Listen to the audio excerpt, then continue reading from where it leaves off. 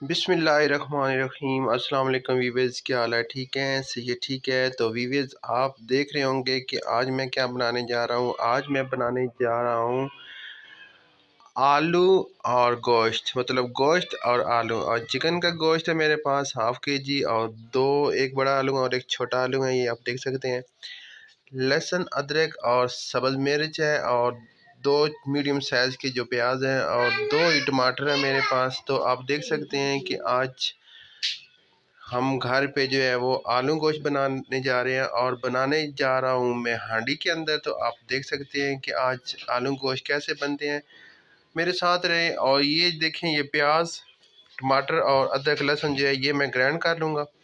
अभी आपको दिखाते हैं ग्राइंड करके, तो फिर आपको दिखाते हैं कि मैंने ग्राइंड करके मसाला बनाना है। फिर उसके बाद जो हांडी में ऊपर चूल्हे के ऊपर रखूँगा, तो फिर आपको दिखाऊँगा कि आगे क्या करना है।